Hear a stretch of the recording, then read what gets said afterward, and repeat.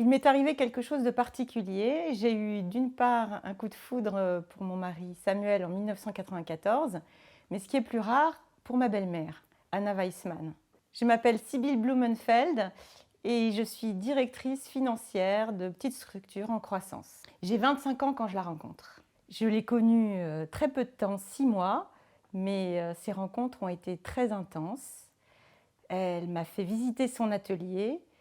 Et quand j'ai vu son univers avec des sculptures de lettres hébraïques, des déchirures de papier, des collages de microprocesseurs, j'ai eu un coup de foudre artistique. Anna Weissmann est une enfant de la guerre.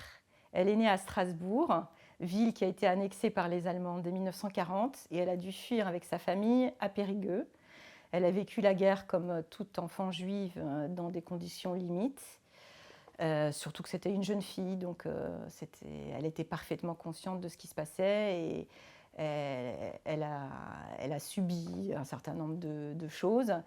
Mais malgré tout, elle a dansé toujours, puisque c'était sa passion. Et dès la Libération, elle devient danseuse de l'Opéra de Strasbourg, danseuse professionnelle. Donc elle est totalement autodidacte, puisqu'elle n'avait même pas 16 ans quand elle commence sa carrière de danseuse. Alors, elle prépare le concours pour être danseuse étoile de l'Opéra de Paris. Elle avait une audition avec Serge Liffard et elle se fait un claquage musculaire parce qu'elle a tellement poussé ses limites. C'est une femme très entière, à la recherche de la perfection et elle se blesse terriblement. Et elle comprend que c'est un signe du destin qu'il faut qu'elle change de vie et qu'elle démarre sa deuxième vie. Et comme c'est une artiste jusqu'au bout des ongles, elle démarre la sculpture de manière autodidacte aussi, puisqu'elle n'a jamais pris de cours.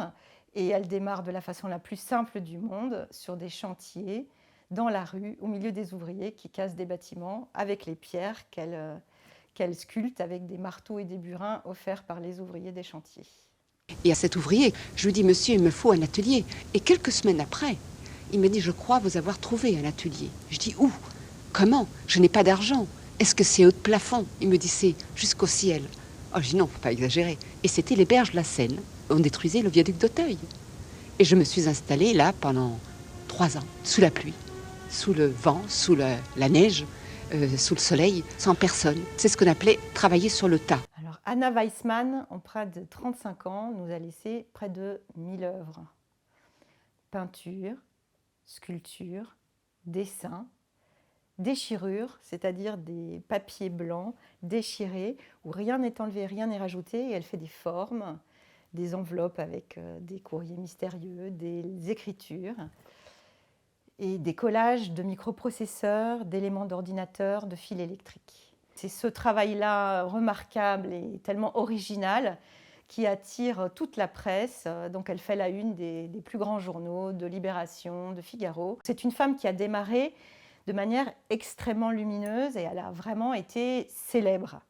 Mais curieusement, comme ce n'est pas une recherche de célébrité comme on voit ça aujourd'hui, suite à ce démarrage en fanfare, en fait, elle poursuit son travail, mais elle devient invisible. Les mots que j'ai faits en sculpture passent par un chemin que j'ai commencé en 63, puisque c'est juste à ce moment-là que j'ai arrêté les berges de la Seine, en remettant tout en cause à partir du point et du trait. Et je n'ai fait que des points, des traits, des points, des traits, mais pendant des années, sans savoir où j'allais.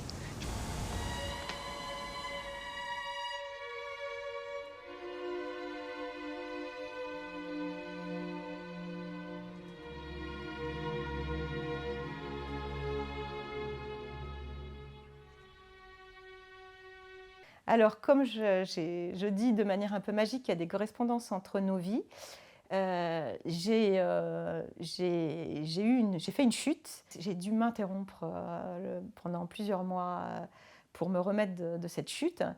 Et j'ai utilisé ce temps pour me replonger dans l'œuvre d'Anna. Et moi aussi, en quelque sorte, je me suis réorientée et je me suis un petit peu convertie en son agent. Depuis mon lit d'hôpital, j'ai fait un site internet, un compte Instagram et j'ai concocté avec le maire de Sarcelles une très très belle cérémonie pour la commémoration de la rafle du Veldiv qui a eu lieu le 18 juillet dernier. J'ai commémoré à nouveau la sculpture d'Anna Weissmann qui a fait un mémorial à Sarcelles il y a 40 ans.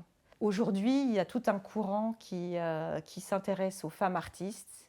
Il n'y a jamais eu autant d'expositions au Luxembourg, à Beaubourg, sur les femmes artistes. Et on se rend compte que les médias n'ont pas donné suffisamment de place à ces femmes artistes alors qu'elles peuvent avoir un travail d'une qualité remarquable. Mais aujourd'hui, je pense qu'il y a un moment, et que c'est peut-être son moment, et que, voilà, et que c'est ça qui m'anime, parce que je sens qu'il y a quelque chose qui peut se passer. Tout ça, c'est quelque chose qui est un message qu'il faut faire passer aux générations qui viennent, aux femmes particulièrement, pour qu'elles osent être libres, sortir des sentiers battus, laisser parler leur propre voix. Et donc c'est pour ça que je pense qu'il faut la faire connaître au plus grand nombre.